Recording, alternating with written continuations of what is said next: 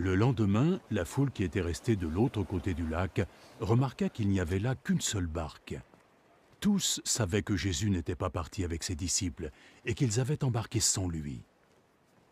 D'autres barques venues de Tibériade accostèrent près du lieu où la foule avait mangé le pain, après que le Seigneur ait rendu grâce à Dieu. Quand les gens virent que ni Jésus ni ses disciples n'étaient là, ils montèrent dans ces barques et allèrent à Capernaum à la recherche de Jésus.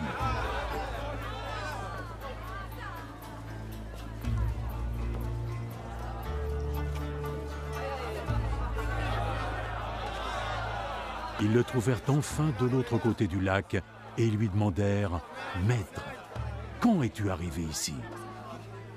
En vérité, je vous le dis, vous me cherchez parce que vous avez mangé du pain à votre faim. Pas parce que vous avez compris le sens de mes miracles. Ne travaillez pas pour la nourriture périssable, mais travaillez plutôt pour celle qui dure, pour la vie éternelle. Cette nourriture, le Fils de l'homme vous la donnera parce que Dieu, le Père, a reporté sur lui toute son autorité. Dis-nous, que devons-nous faire alors pour faire ce que Dieu attend de nous? Ce que Dieu attend de vous, c'est que vous croyiez en celui qui l'a envoyé. Quel miracle vas-tu faire pour que nous puissions croire en toi? Oui, que vas-tu faire? Nos ancêtres ont mangé la manne dans le désert, et comme disent les Écritures, il leur donna du pain du ciel à manger. En vérité, je vous le dis, ce que Moïse vous a donné n'est pas le pain du ciel. C'est mon Père qui vous donne le vrai pain du ciel. Car le pain que Dieu donne, c'est lui qui descend de ce ciel et donne la vie à ce monde. Seigneur, donne-nous... Seigneur, donne-nous ce pain-là! Seigneur, donne-nous ce pain! Je suis le pain de la vie. Celui qui vient à moi n'aura jamais faim. Et celui qui croit en moi n'aura jamais soif. Mais je vous l'ai dit, vous m'avez vu. Pourtant, vous ne croyez pas. Chaque personne que le Père me confie viendra à moi. Je ne repousserai jamais celui qui vient à moi. Car je suis descendu du ciel non pas pour que ma volonté soit faite, mais pour la volonté de celui qui m'a envoyé. Et la volonté de celui qui m'a envoyé est que je ne perde aucun de ceux qu'il m'a confiés, mais que je les mène à la vie éternelle jusqu'au dernier jour. Car ce que mon Père veut, c'est que tous ceux qui voient le Fils et croient en lui puissent avoir la vie éternelle. Et je les amènerai à cette vie éternelle jusqu'au dernier jour. Les gens commencèrent à le critiquer parce qu'il avait dit « Je suis le pain descendu du ciel ». Cet homme! Eh bien, Jésus, le fils de Joseph, n'est-ce pas? Nous connaissons son père et sa mère. Alors, comment peut-il oser nous dire et prétendre qu'il serait descendu du ciel?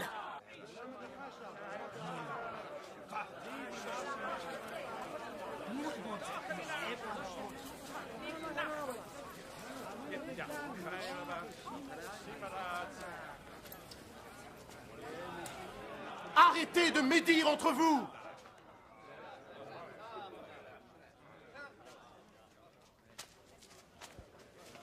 Personne ne peut venir à moi si le Père qui m'a envoyé ne l'y conduit. Et je les ressusciterai tous au dernier jour.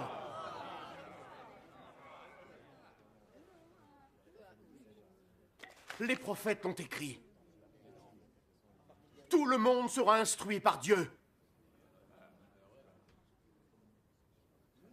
Quiconque écoute le Père et apprend par lui, vient à moi.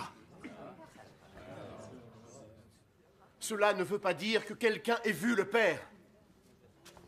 Celui qui vient de Dieu est le seul qui a vu le Père. En vérité, je vous le dis, celui qui croit possède la vie éternelle. Je suis le pain de la vie. Vos ancêtres ont mangé la manne dans le désert, pourtant ils sont morts.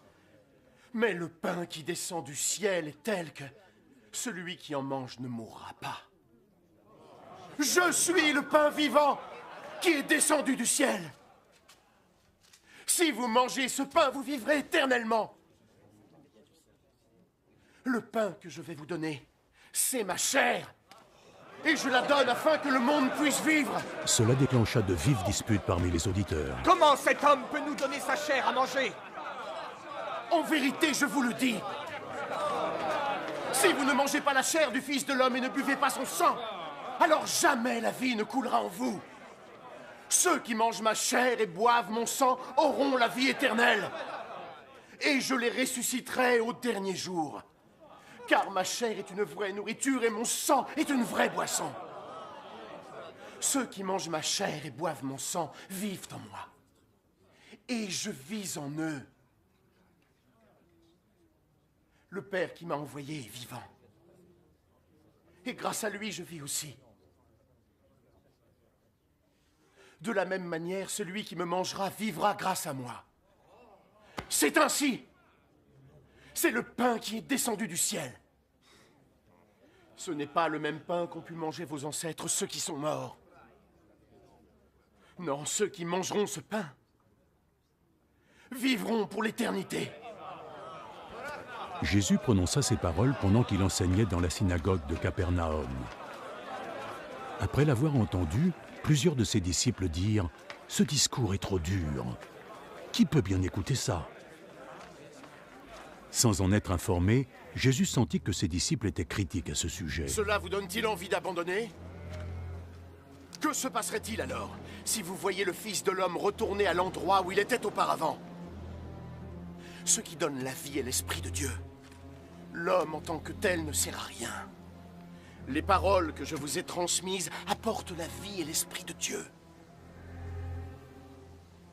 Mais il en est parmi vous qui ne croient pas. Depuis le tout début, Jésus savait qui étaient ceux qui ne croiraient pas et qui était celui qui le trahirait. Voilà la raison pour laquelle je vous ai dit que personne ne peut venir à moi si le Père ne leur en a pas donné la possibilité. Dès lors, plusieurs de ses disciples se retirèrent et ils ne l'accompagnèrent plus.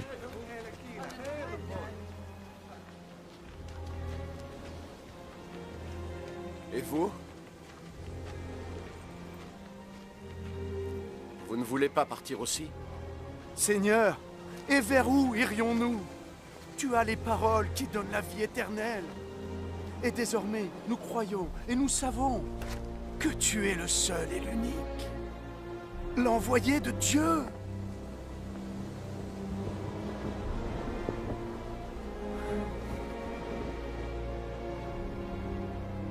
J'en ai choisi 12 parmi vous.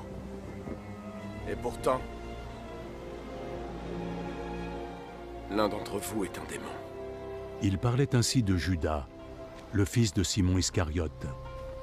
Car Judas, bien qu'il fût l'un des 12 disciples, était celui qui allait le trahir.